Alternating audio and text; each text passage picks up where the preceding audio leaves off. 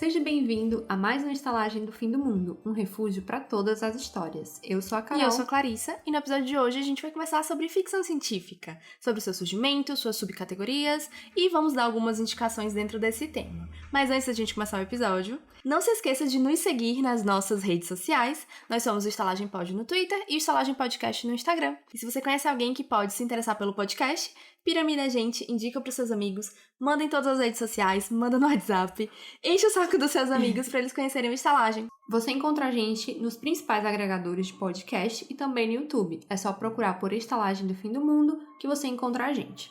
E não se esqueça de clicar no botãozinho de seguir tanto no Spotify quanto no YouTube, porque assim você ajuda a gente a chegar em mais pessoas e também você vai receber as notificações quando sair episódios novos. Iniciando com um pequeno disclaimer, é importante dizer que todas essas informações que a gente vai passar aqui não são classificações consensuais, nem são regras que têm que ser seguidas a todo custo.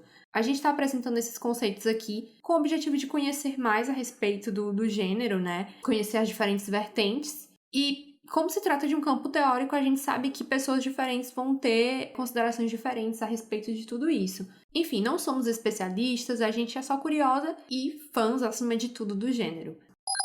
Então vamos começar falando sobre literatura fantástica, né? É a literatura que a gente aborda aqui nesse podcast, mas acho que a gente nunca explicou o que ela é de fato. Então, essa explicação que a gente vai dar aqui, ela, como a Carol disse antes, né? Ela não é um consenso no meio científico, entre os teóricos da literatura, mas a gente achou que a explicação que faz mais sentido, que a gente se identifica mais e que também é a mais fácil de apresentar para vocês. Então, se vocês não concordarem, se vocês tiverem teorias melhores, que vocês gostam mais, apresentem pra gente. Estamos super abertas a receber.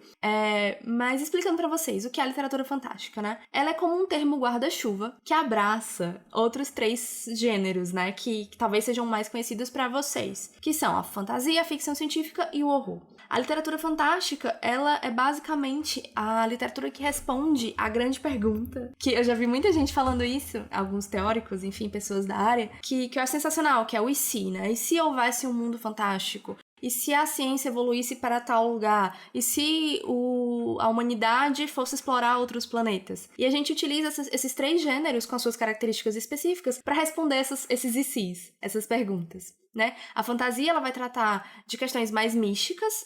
A ficção científica, ela vai ter um embasamento maior na ciência, na tecnologia, em olhar para o futuro e como ele será com relação a esses aspectos, né? Levando essas características de hoje para o amanhã. E o horror, ele vai tratar dos nossos medos, dos nossos anseios, de questões sobrenaturais, enfim, mas com esse enfoque mais nessa literatura que vai te causar um incômodo, um estranhamento.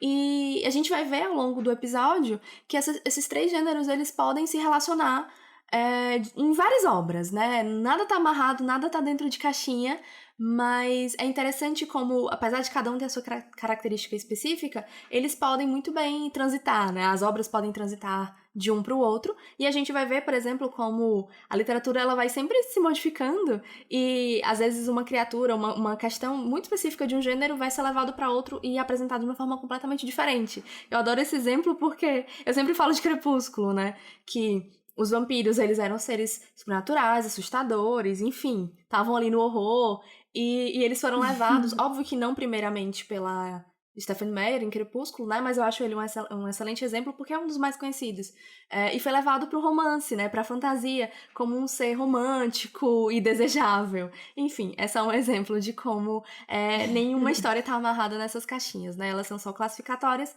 pra gente apresentar melhor pra vocês conseguirem, enfim, destrinchar melhor as histórias que vocês vierem a consumir, enfim, entender melhor dos gêneros, na verdade, né?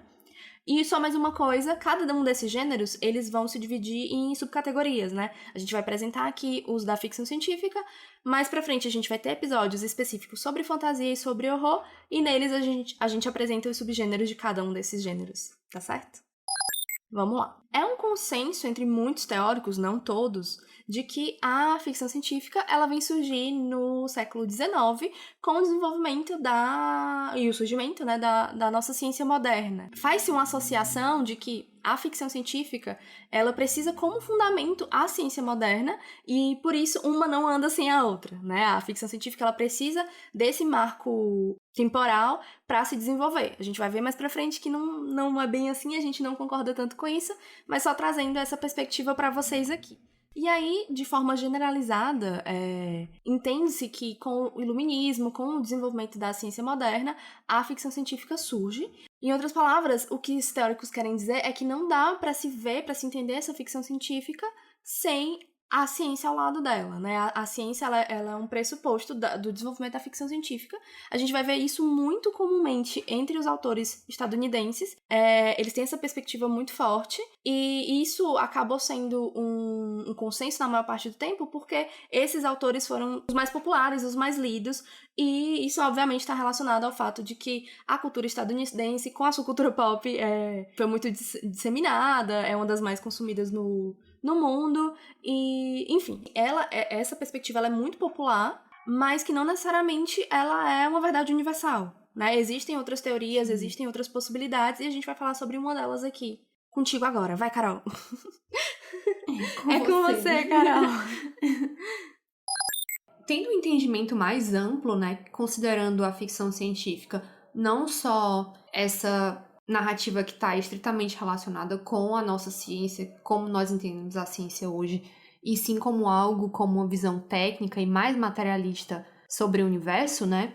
Contrapondo com o que era essa visão mística e quase religiosa, né? Da literatura sobrenatural, fantástica. Então, se a gente for pegar por esse viés, a gente pode entender, sim, que houve ficção científica antes mesmo da invenção da ciência como a gente conhece ela hoje, né?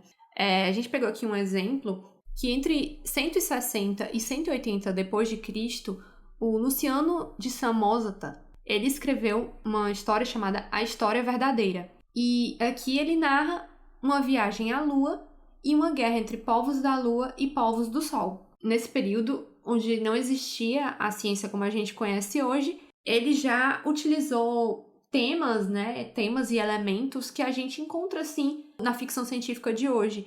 E, então, essas histórias são consideradas como proto-ficção científica, porque, justamente, eles usam elementos da ficção científica antes mesmo do estabelecimento da ciência, né? Mas foi durante o Iluminismo que assuntos como lógica e razão, eles começaram a se afirmar, né, entre filósofos e intelectuais e também acabaram resvalando na literatura. Então, a partir daí, a gente começa já, né, nessa literatura de ficção científica ali da época do Iluminismo, começam a aparecer narrativas futuristas e também histórias com temática de fim dos tempos, que também são assuntos muito característicos da ficção científica de hoje, né? Falar de fim do mundo, né? Desgraça, Nossa. Amamos. Nem parece que a gente tá passando por uma pandemia, não é mesmo? Ai, meu Deus, gatilhos. Então. Enfim, mas é com Frankenstein, da Mary Shelley. É um livro que foi lançado em 1818, que é considerado mesmo a pedra fundamental da literatura de ficção científica. Pela primeira vez, a ciência ela é abordada de uma forma a mostrar os impactos que ela tem nos seres humanos e na sociedade. Abordar questões éticas que envolvem a ciência. No caso do Frankenstein, né, todo mundo conhece essa história, já foi adaptada em várias mídias, e é como se fosse uma reedição do mito do Prometeu, né? E aqui a gente vê questões como o homem que brinca de Deus, que resolve construir um ser, né? Utilizando a ciência, né? Então aí você já parte para um enfoque diferenciado, uma forma de abordar a ciência diferente do que a gente via encontrando até então nessas histórias proto-ficção científica. Então, anos mais tarde, com o Júlio Verne e com H.G. Wells, né, que escreveram respectivamente Viagem ao Centro da Terra em 1864 e Guerra dos Mundos em 1898, né, entre outros títulos que eles têm, foi com esses dois autores que a ficção científica foi tomando os contornos que tem hoje, né? O que a gente está acostumado na nossa cultura pop, né? O entendimento que a gente tem de ficção científica. Foi sedimentado com esses dois autores, né? E a popularização, de fato, da literatura de ficção científica começou lá no final do século XIX, com o surgimento das primeiras revistas pulp. Elas eram publicações de baixo orçamento, né? Impressas um papelzinho barato, uma circulação ali para correr massiva, né? E nomes como Edgar Rice, Arthur Conan Doyle e o próprio H.G. Wells publicaram trabalhos nessas revistas no início da carreira deles, e essas revistas serviram como uma espécie de celeiro, né, de ideias para o que veio a ser esse movimento cultural que é a ficção científica, né, que hoje em dia é um dos temas mais... Mas é corrente, né? Em todas as mídias a gente tem podcasts sobre isso, a gente tem filmes e séries e livros, e enfim. Todas as mídias exploram, porque é um campo que tem 1000 possibilidades, né? Dá pra gente pensar em qualquer tipo de história. Quando a gente for ver os subgêneros, principalmente, pelo menos alguns deles. E eu acho que é um tema que mexe muito com as inquietações da gente a respeito do futuro, né? O que é que vai ser da gente, né? O que nos aguarda o futuro. Então eu acho que tem muito espaço para especulação com mesmo nesse, porque é como se fosse assim, pode ser que seja a nossa vida, né? Sim, com certeza, né? E a gente provavelmente não vai viver nenhum dessas possibilidades de futuro, pelo menos não a longo prazo. Mas, assim, a gente tem é uma forma até de você ter um mínimo de controle, né? De supor o que vai ser, né? Se o mundo vai acabar, se não vai, se a gente vai continuar nesse planeta, se a gente vai pra outro. Enfim, acho que traz uma sensação de pertencimento, de um certo controle mesmo, do que vem depois, né? De que eu posso até não estar aqui, mas eu conheço minimamente o que pode vir a acontecer, sabe? E o que antigamente, né, era só especulação, né? Uma coisa que podia soar até mesmo fantasiosa, eu acho que tomou outra dimensão quando a gente começou o homem foi à Lua, foram lançados satélites, então tudo que parecia quase impossível começou a se concretizar, né? Então acho que a gente pode olhar para essas histórias e pensar, será que realmente alguma dessas especulações algum dia vai se realizar, né? Isso. E é interessante que se a gente vai olhar para a literatura de 100 anos atrás, muitos desses autores conseguiram prever algumas das tecnologias que a gente tem hoje, né? O celular, por exemplo, a internet, enfim.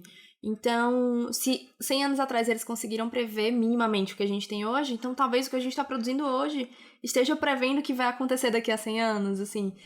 Então, é disso que eu tava falando, sabe? Dessa sensação de, tipo, eu não vou estar aqui pra ver, mas eu tô experimentando de alguma forma esse futuro, sabe? Eu fico me perguntando às vezes o quanto de profecia autorrealizável que tem nessas histórias, sabe? É meio parecido com o De Volta pro Futuro, que ele colocou aquela data lá que iam ter skates voadores e tudo mais, e todo mundo ficou esperando cadê o skate voador, né? E aí algumas pessoas foram atrás de fazer por conta do filme. Isso é muito interessante. E eu não tinha pensado dessa forma, mas eu acho que faz muito sentido. E só mais um comentário sobre a Mary Shelley, né, sobre o Frankenstein, que é muito interessante como a gente tem uma autora, uma mulher, né, dando início a um gênero literário que, a partir dela, veio a ser conhecido quase que exclusivamente por autores homens, né? A gente tem aí grandes nomes da literatura de ficção científica, como Asimov, Philip K. Dick, o H.G. Wells, o Júlio Verne, enfim, e tantos outros, né? E que por tantos anos, assim, as mulheres pareciam estar apagadas, entre aspas, mas na verdade foram, né? Dessa literatura. E que, enfim, tem toda uma explicação disso. A gente sabe que o lugar, o papel social da mulher era outro, né? 100 anos atrás, no último século.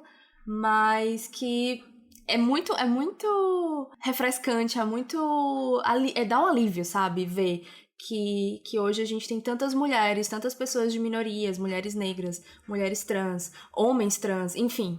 Tem uma possibilidade infinita de gente distinta, Sim. né? De pessoas que não são homens brancos, héteros e cis, produzindo ficção científica e ficção científica de excelente qualidade, né? Os últimos prêmios Hugo, os últimos prêmios Nebula, enfim. Muitos deles, dos últimos anos, foram vencidos por mulheres. E vão ser os próximos também. E eu fico extremamente feliz. E grata, né, de que a gente tá num lugar diferente. E assim, se você parar pra pensar, né, que vamos fazer assim uma extrapolação grosseira, né? Metade das pessoas na Terra são mulheres, metade são homens. E se antigamente essa metade das mulheres não era dada essa oportunidade de explorar carreiras diferentes, né? A gente sabe que antigamente a ideia é que a mulher ficava ali no lar, cuidando dos filhos, não tô tirando o mérito de quem escolhe fazer isso, mas nem todas faziam isso por opção, né? Era como se seu destino já tivesse traçado. Mas agora você imagina que você pegou essa metade da população feminina e você não explorou esses talentos, né? Você fica pensando que outras histórias, que outras invenções, que outro rumo, se essa outra metade que estava ali adormecida tivesse tido a chance, né? Tido a chance de mostrar outras ideias, outros talentos, né? Com certeza. Muita coisa se perdeu, infelizmente. E pelo menos a gente tem uma perspectiva um pouco mais feliz, eu acho, sabe? De futuro. De outras histórias sendo produzidas e contadas, de outras vozes finalmente sendo escutadas, sabe? Isso me deixa muito aliviada. Sim. Enfim, pra meio que dar uma fechada aqui nessa primeira parte da introdução a respeito de como surgiu, né? Falar um pouco assim que a fantasia, ela puxa ali pro lado do místico, do inexplicado, né? Já no sci-fi, mesmo que a ciência seja uma coisa inventada, que a gente ainda não alcançou esse patamar, ela é baseada, assim, nas ciências que a gente dispõe hoje, né? Mas, às vezes, esses dois gêneros, eles coexistem, né? Se misturam nas histórias. E um exemplo clássico disso são os filmes do Star Wars, né? E que tem um universo altamente tecnológico, com viagens espaciais, armas laser, e ao mesmo tempo existe a força que funciona ali quase como uma religião, uma energia inexplicável, né? Um poder inexplicável, que é uma coisa quase religiosa, né? E agora eu vou falar de alguns tópicos recorrentes, assim, só pra listar mesmo pra vocês características, né, de história de ficção científica que pode ajudá-los a identificar melhor esse tipo de história e talvez relacionar a coisas que vocês já leram e tal. Só pra deixar claro que alguns desses tópicos, né, eles desenvolvidos de outra forma, eles podem pertencer a um gênero completamente diferente da ficção científica. Eles podem estar no horror, eles podem estar na fantasia, enfim, tudo depende de como o autor desenvolvê-los, né? Mas vou aqui para a listagem dos tópicos que são: viagem em naves interplanetárias e interestelares, exploração e colonização de outros mundos, guerras e armamentos fantásticos, impérios galácticos, antecipação, futuros e passados alternativos, utopias e distopias, cataclismas e apocalipses, mundos perdidos e mundos paralelos, viagens no tempo, tecnologias e artefatos, cidades e culturas, robôs e androides, computadores, mutantes e poderes extrasensoriais. Eu acho que a gente consegue pensar em diversas histórias, né, com esses tópicos todos. Mas a gente não vai falar de histórias agora, porque nós vamos entrar nos subgêneros da ficção científica, pelo menos em alguns deles, para esse episódio não ficar longo demais. Quem sabe a gente faz uma segunda parte mais pra frente. E aí, enquanto a gente fala dos subgêneros, a gente vai trazendo alguns exemplos para talvez explicar um pouco melhor para vocês. E no final a gente dá as nossas indicações. Subgêneros, então, vamos lá. Eu vou começar com a alta ficção científica, que ela é caracterizada por obras que têm uma linguagem mais técnica e tem uma base bem mais sólida na ciência experimental, né? Esses autores, eles não estão tão preocupados em fantasiar, em pensar em possibilidades, mas em desenvolver uma perspectiva de futuro, ou, enfim, uma história realmente com base na ciência de hoje. Isso são histórias que vão trazer características muito fortes, né? Baseadas na matemática, na física, na biologia, tecnologias, enfim. E esse embasamento científico pode tornar a história até de difícil compreensão, porque, para deixar muito claro o quão bem fundamentada a história muitas vezes os autores eles tendem a de fato colocar ali na história fórmulas matemáticas, enfim. Ele vai fundamentar muito bem o que ele está fazendo para mostrar que aquela visão dele de futuro, que aquela história que ele tá contando, ela não é só uma fantasia, né? Ela tem um fundamento e ela tem uma relação muito forte com a ciência que existe hoje. Dessa forma, alguns autores vão classificar a alta ficção científica em 3 categorias, sendo elas extrapolativa, especulativa e de engenho.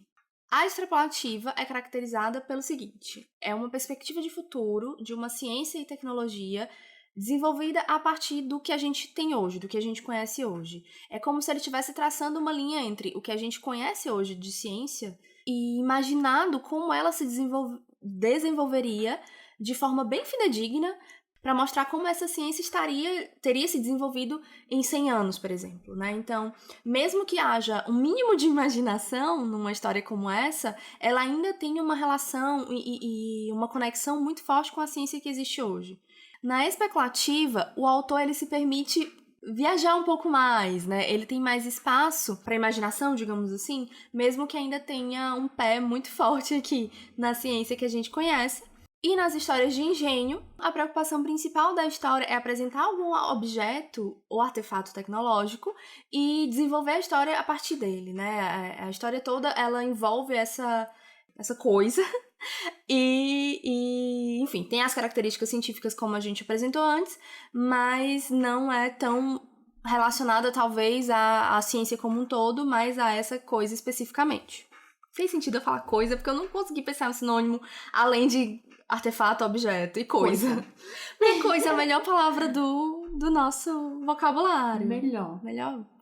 Coisa serve pra qualquer coisa. Exatamente. Eu amo, inclusive, o verbo coisar. Melhor verbo. Enfim. Depois dessa belíssima explicação, vamos lá. Alguns exemplos de histórias de alta ficção científica. O Problema dos Três Corpos, de Cixin Liu, de 2008. Ele ganhou os prêmios Hugo e Locus, e é uma trilogia. Eu não li, mas eu já vi várias pessoas dizendo que ele é realmente muito difícil, justamente pelo que eu estava falando antes, né? O autor é muito preocupado com a exatidão científica. Então, existem páginas e mais páginas explicando fórmulas físicas e teorias quânticas, enfim, que talvez para um leitor médio, que não tem tanto conhecimento nessas áreas, fique um pouco difícil de entender. Mas, né, se ele ganhou esses prêmios todos, deve ser um livro interessante. Eu, inclusive, tenho curiosidade de ler, confesso. Eu também. Outro exemplo é O Perdido em Marte, do Andy Weir, e foi adaptado para o cinema pelo Ridley Scott. Ele, inclusive, concorreu ao Oscar, eu não sei se ganhou. Ele é protagonizado pelo Matt Damon, que é o ator que mais fez filmes de astronauta que existe nesse planeta. Eu posso provar. E sempre tá metido com Com fulano, certeza, né? sempre. E outros exemplos de filmes são Jurassic Park, Impacto Profundo e, acredito eu, a série Star Trek. Sim. O Star Trek, ele tem toda aquela questão das regras, Sim. né? Como é que chama? Império Galáctico? Tipo, não sei como é que... Não sei o nome certinho. Que eu sei que... Eu acho interessante que, por exemplo... se você entrou num planeta que não teve contato ainda com outros planetas da Federação, Sim. você não pode interferir, você tem que entrar e sair sem ninguém ver. Então, ele tem essas regrinhas eu acho aí. Isso legal, é muito legal. É super interessante. Eu adoro o Star Trek, confesso. Inclusive os filmes mais recentes, que as pessoas não curtem muito, mas eu acho uma farofinha Eu curti boa. esses, eu gostei desses filmes. E agora a gente vai pra baixa ficção científica, que, em oposição à alta, né, ela não tem todo esse apreço pela exatidão científica, ela tá bem mais interessada em desenvolver os dramas e as questões humanas, não é? Ela dá muito mais foco para as relações, para como as pessoas vão se relacionar com a ciência no futuro, com o desenvolvimento tecnológico, talvez, enfim. É muito mais sobre as pessoas do que sobre a ciência de fato, né? Sobre enfim. É a ficção científica de humanas, né? Perfeito. Ficção científica de humanas, amei. É isso, né? Ele vai trazer, obviamente, um mínimo de embasamento científico, ele vai dar mais atenção para áreas das ciências sociais, como a psicologia, sociologia, antropologia, filosofia, enfim, do que para as exatas, né? Para matemática, enfim, física. E são histórias tão boas quanto, tá? Assim, a gente fala em alta e baixa, mas não quer dizer que uma é melhor do que a outra. É basicamente uma forma de classificar e que, enfim, poderia ter escolhido uma palavra melhor do que alto e baixo, que dá essa sensação de que uma tá superior à outra? Poderia, mas não foi eu que escolhi. Fazer o quê? No inglês, né, é o hard sci-fi e o soft sci-fi, né? Que é um pouco mais... Ainda dá essa sensação de que tem uma que é mais complexa e a outra é mais de fácil acesso, talvez. Enfim. E é importante lembrar também, né, que apesar de ter essa divisão mais para explicar, tem livros que mesclam essas duas coisas, né? Sim. Alguns exemplos da baixa ficção científica são Fundação, do Isaac Asimov, que é um dos nossos queridinhos aqui do podcast, Solaris, do Stanislaw Lem, A Mão Esquerda da Escuridão, da Ursula Le Guin, e Duna, do Frank Herbert. Que é um excelente exemplo de livro que mescla baixa ficção científica com alta. Excelente.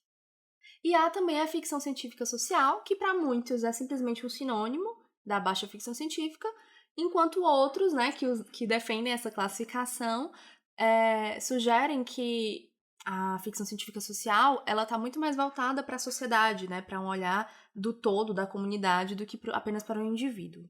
Inclusive, um parênteses, é que a Flávia Gazi disse que Sweet Tooth é um cyberpunk, e eu fiquei em completo estado de choque. Porque esteticamente ele não parece um cyberpunk, né?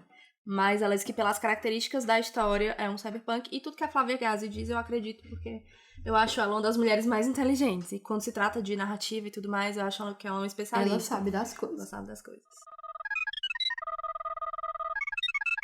Vou falar agora de distopia. As distopias, elas se caracterizam principalmente por sociedades que são avançadas tecnologicamente, mas que elas passaram por algum acontecimento que resultou em desigualdades sociais. Então, geralmente existe uma sociedade utópica ali que está explorando uma outra que vive numa situação de decadência, né?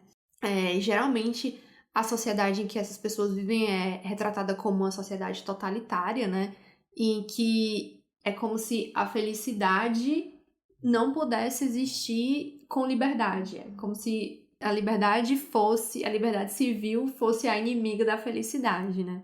E não existe tanto essa preocupação com a correção científica como no hard sci-fi, nem dessa relação direta com a tecnologia, né? É como se o foco fosse outro. O foco aí são nos temas políticos, né? Em como as relações sociais, como é que o que o futuro aguarda para as relações entre as pessoas a partir desse mundo altamente especializado e sofisticado que a tecnologia proporciona para a gente. Então, como é que a humanidade lida com esse conhecimento científico que foi adquirido, e será que isso trouxe benefícios para a sociedade ou só piorou tudo, né? Tem essa questão aí ética por trás do tanto que a tecnologia veio para o bem ou veio para o mal, né?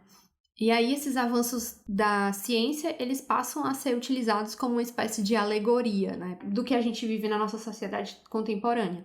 É como se a gente estivesse utilizando essa situação futura para falar de temas que são atuais para a gente, né? Então, são feitas críticas às instituições, né? Seja ao Estado, enquanto um Estado totalitário, ou seja a grandes corporações capitalistas, que são muito comuns no tema da distopia, né? Esses conglomerados de capitalistas que controlam toda uma sociedade. E como elas usam essa tecnologia para manipular todo mundo, né? Fazendo essa parte assim, do roteiro, não tem como a gente não se lembrar do que a gente está vivendo hoje, né? Porque quando a gente pensa em futuro distópico, gente, aquela questão do duplo pensamento que tem no 1984, do George Orwell, a gente vive isso hoje, sabe? Tipo, de governos que dizem que hoje essa é a verdade, e aí quando amanhã dá errado, eu nunca disse isso, a verdade é essa outra aqui. Também, além dessa questão dos líderes, né? Líderes dos países que estão utilizando essa história da pós-verdade, das fake news, que na verdade são mentiras, né? Esse é o nome. A gente também tá vendo a ascensão de grandes conglomerados capitalistas, né? A gente vê hoje o Elon Musk e o Jeff Bezos fazendo o que é, sei lá, o início de uma corrida de dominação espacial, né? Todas essas coisas que talvez uma ou, sei lá, 2, 3 décadas antes parecia uma coisa distante, a gente tá vendo isso com os nossos próprios olhos no dia de hoje, né? Então, mais uma vez, as histórias de ficção científica ficam mais e mais assustadoras. A distopia eu acho que é a que mais flerta com o horror, muito porque é uma das que, talvez, um dos gêneros da ficção científica que é mais possível, né? E que a gente vê mais relação com o que a gente tá vivendo hoje. Então, eu nunca termino de ler uma distopia bem da cabeça, sempre fico meio perturbada. O futuro distópico, será que ele tá tão distante assim? Então. Será que nós estamos quase num presente distópico? Com certeza. A sensação é exatamente essa. Em relação aos exemplos, né, de literatura dentro da distopia, eu queria falar em especial do Nós, do Yevgeny Zamyatin, que foi um livro publicado em 1923 e ele é considerado o precursor. Ele inaugurou o gênero da distopia e, inclusive, foi inspiração para diversos outros autores que escreveram distopias depois. Também outros clássicos, que é o Admirável Mundo Novo, do Aldous Huxley, que é de 1932. Tem o 1984, de George Orwell, que foi publicado em 1948. Fahrenheit, do Ray Bradbury. O Laranja Mecânica, Conto da Aia. E mais recentemente, Jogos Vorazes, Divergente e as Crônicas Marcianas do Ray Bradbury, que é antiga. Ela só tá trocada aqui. Mas enfim, só pra mostrar pra vocês que é muito livro interessante dentro das distopias, né?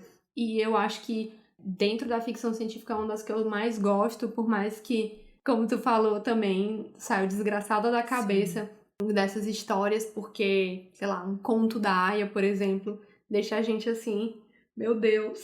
Nossa, é real demais. Eu ainda não consegui ver a terceira temporada, porque no meio do que a gente tá vivendo, né? Ver aquele monte de desgraça, eu não fico bem, cara. Eu amo a história, eu li o livro, mas eu amo a estética da série. Eu acho que foi uma adaptação, assim, das mais bonitas que eu já vi.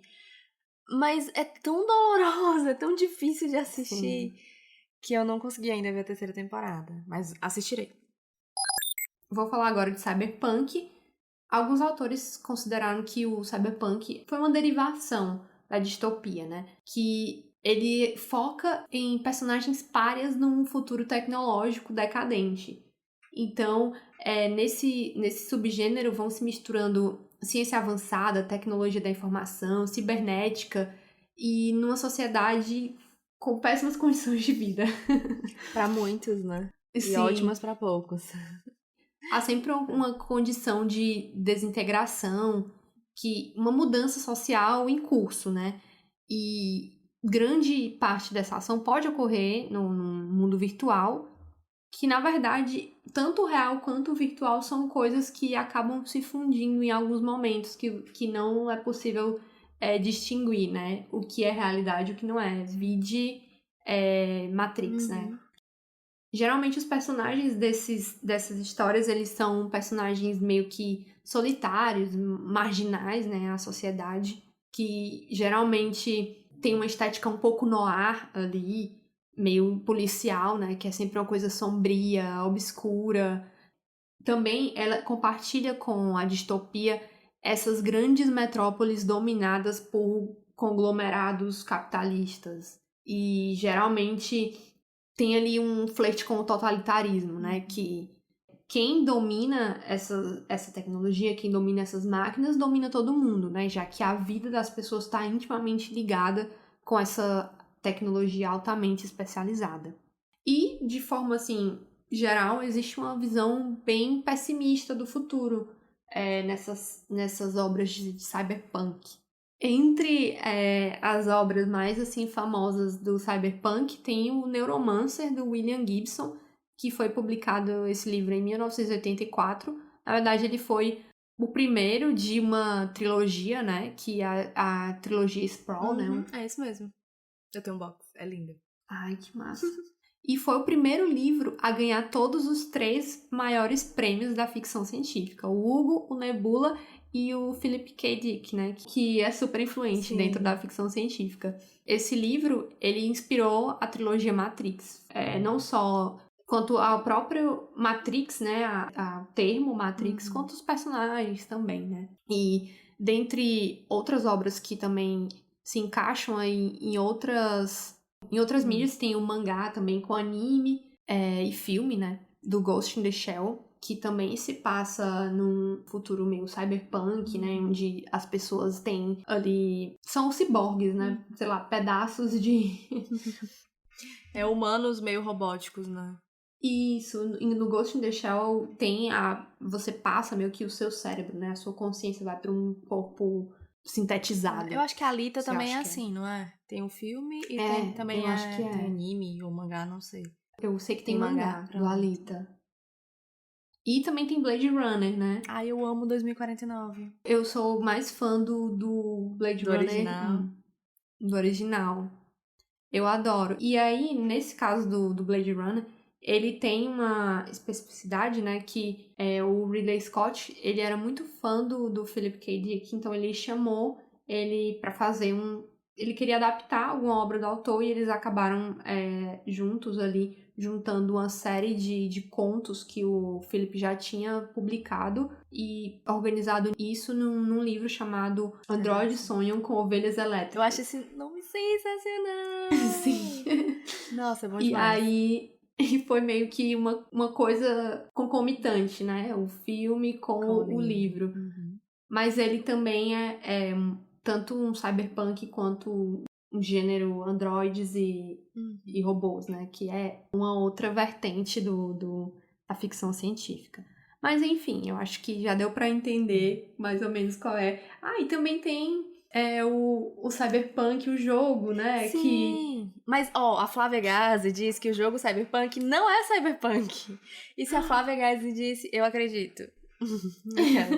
Eu sou cada linha da Flávia Gazi. Ah, e só um parênteses. É que ela diz isso num episódio do podcast dela, que eu considero particularmente que é o irmão do Estalagem, que é o As Perpétuas, que também tem origem em Sandman, né? Só que As Perpétuas é ela e a Belle Félix falando de quadrinhos. No episódio sobre Sweet Tooth, ela argumenta que Sweet Tooth é um cyberpunk, apesar de não ter necessariamente a estética, mas assim, dentro do desenvolvimento da narrativa, as características são muito próximas do cyberpunk. E é nesse episódio que ela fala que o jogo cyberpunk não é cyberpunk. Não é cyberpunk, olha só. O golpe tá aí. Cai quem quer. E aí também queria falar rapidinho sobre algumas variações do cyberpunk, que é o pós-cyberpunk, que é considerado por alguns como uma derivação do cyberpunk. Então, uma derivação da derivação, Sim. né? Seria uma evolução dele. A diferença do pós-cyberpunk seria que os indivíduos estão mais socializados, né? Então, eles estão unidos em busca de uma vida melhor. Então, eu acho que aí já houve uma organização desses párias do cyberpunk, né? Desses indivíduos solitários para uma sociedade que quer melhorar, né? A partir dessa tecnologia, né? Surgindo aí a tecnocracia. E aí saem a parte dos implantes metálicos, dos braços metálicos, né? E entram as bio e nanotecnologias. Ah, só um exemplo de pós-cyberpunk eu não li, que é o Transmetropolitan, do Warren Ellis e do Derek Robertson.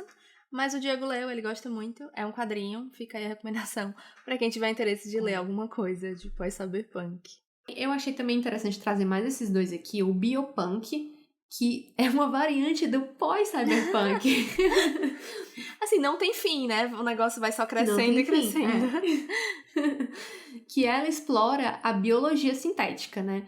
E aí já parte para os conflitos de grupos sociais contra governos totalitários, grandes corporações e de pessoas que foram melhoradas, né, alteradas por engenharia genética, né? É um conflito ético, né? Sempre envolvendo aí quem tem acesso a esses novos melhoramentos, né? Vai virar uma nova casta da sociedade superior.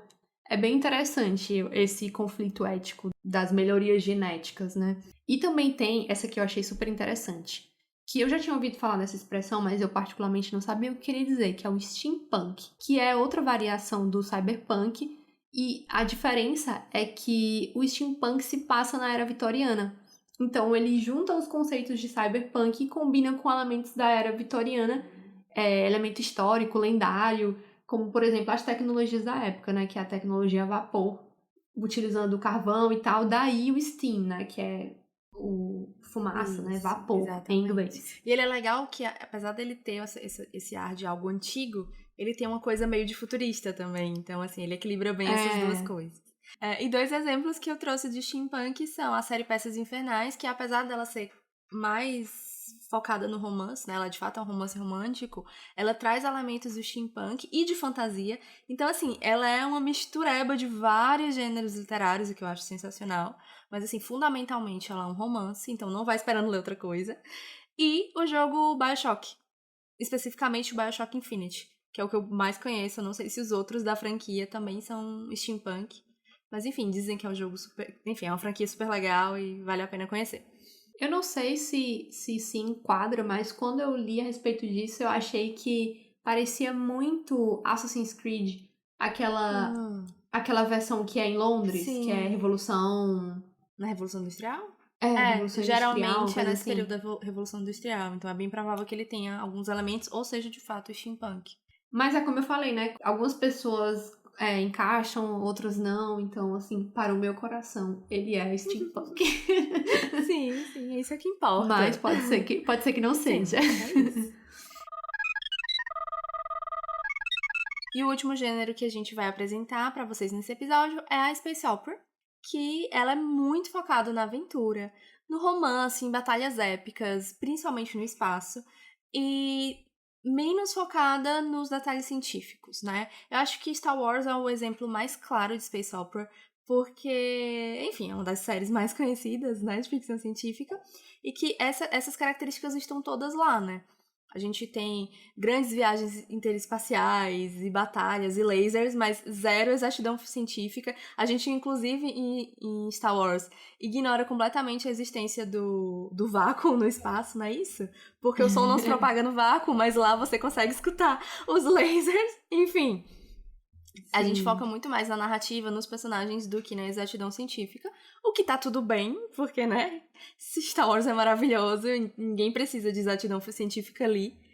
Ela é caracterizada por personagens, pelo desenvolvimento de personagens, pelo ar épico e também por cenários exóticos e o drama romântico intenso.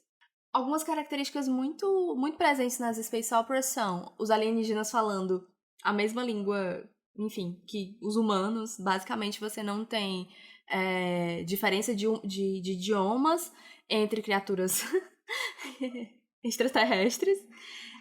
Forças paranormais, como a força de Star Wars, poderes capazes de destruir planetas, como a Estrela da Morte. Enfim, Star Wars se encaixa em todas as características da Space Opera. Enfim, seres e ambientes bizarros. É um gênero que basicamente se utiliza do repertório das características principais da ficção científica apenas como uma roupagem, né? Uma forma de contar uma história de aventura, uma história divertida e sem essa preocupação com os fundamentos daquele universo. Uma curiosidade aqui pra vocês, de acordo com o Raul Ficker, o termo Space Opera, ele vem dos antigos seriados radiofônicos, que nos Estados Unidos, eles eram muitas vezes patrocinados por marcas de sabão em pó. Por isso elas são conhecidas como soap opera, né? Soap é sabão. Esse tipo de narrativa acabou sempre sendo nomeado como operas, né? Então, quando é faroeste, horse operas, as space operas da ficção científica, e as novelas estadunidenses são as soap operas. Aquelas novelas tipo que o Joey fazia em Friends. Não sei se tu lembra. Days of Our Lives. Days of Our Lives. Maravilhoso. E isso existe mesmo, né? Existe, essa novela existe e passa, sei lá, trocentos anos. E aí, assim, numa comparação bem rápida aqui com as histórias de faroeste, né?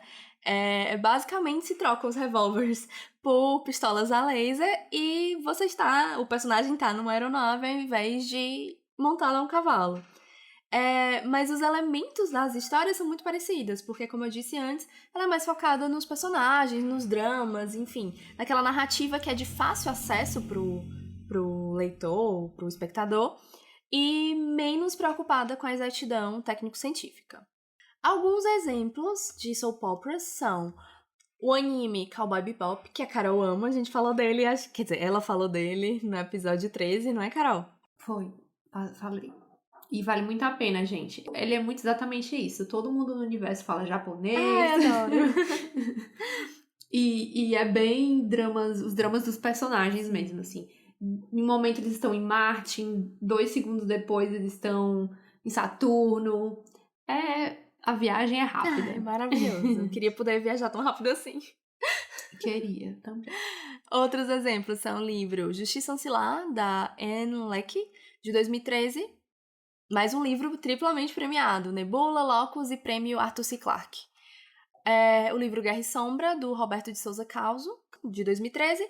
E A Longa Viagem a um Pequeno Planeta Hostil, da Becky Chambers, que é um queridinho meu, particularmente. Eu amo esse livro. É uma trilogia também, mas eu só li o primeiro.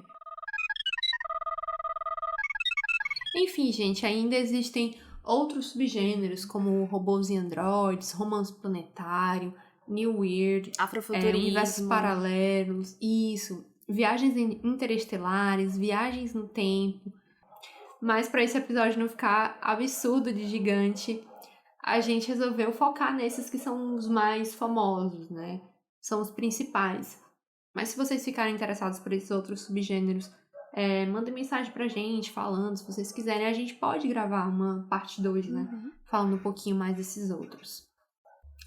Enfim, é um tema que eu gosto muito, né? E que vida extraterrestre é um tema que eu amo. E juntando isso com todas essas reflexões que a gente viu que a ficção científica enseja, né? Eu acho que é um tema que abre margem para tanta história incrível que eu acho que vale a pena incluir mais livros de ficção científica na sua lista. Com certeza. E assim, tem pra todos os gostos. Dá pra simplesmente se divertir, dá pra pensar sobre o futuro, dá pra pensar sobre o agora, né? Sim. Enfim, tem história pra todos os gostos e com certeza você vai encontrar um exemplar aí pra chamar de seu queridinho, seu favorito da ficção científica. Particularmente é um gênero que eu amo. Eu nem tinha tanta noção de que eu conhecia tanta coisa, que eu tinha lido tanta coisa. Mas tem muita coisa ainda que eu não li. Por exemplo, o Philip K. Dick é um autor que eu ainda não conheço, que eu quero muito ler. Tem obras, assim, excelentes. E que espero que a gente possa falar mais, né? Tanto dos outros gêneros, mas desses outros autores que a gente acabou não tocando tanto aqui. Eu li muito do clássicos, né? Mas eu também fiquei bastante interessada pelo que está sendo produzido hoje, né? As histórias mais recentes. Eu tô em falta com essas. Eu tô absurdamente enlouquecida pela N.K. Jemisin. Eu quero muito ler todos os livros dela. Eu li um agora recentemente eu vou errar os nomes com certeza, mas eu vou tentar dizer. Que é o Amal El Motar e Max Gladstone, que é o Assim que se perde a Guerra do Tempo, que ele é um livro muito esquisito, ele com certeza iria se classificar como o New Weird, que a gente não falou, né? Mas enfim, que é basicamente um romance ali dentro de uma capa, digamos, de ficção científica. Mas é um livro que você passa metade do tempo sem entender nada, na outra metade entendendo muito pouco, e você termina querendo mais, assim. Eu particularmente gosto muito dele. E é isso. E é isso.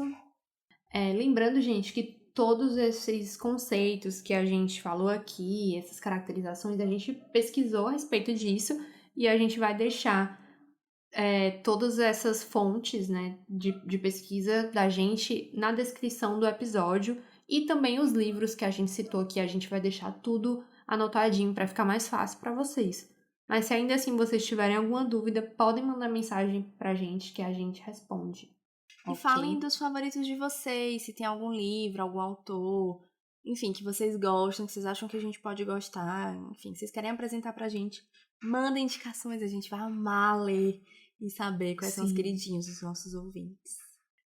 Lembrando das nossas redes sociais, sigam a gente no Instagram, @estalagempodcast, no Twitter, @estalagempod, nosso e-mail é estalagempodcast@gmail.com. A gente se vê daqui a 15 dias. Tchau! Tchau e até a próxima!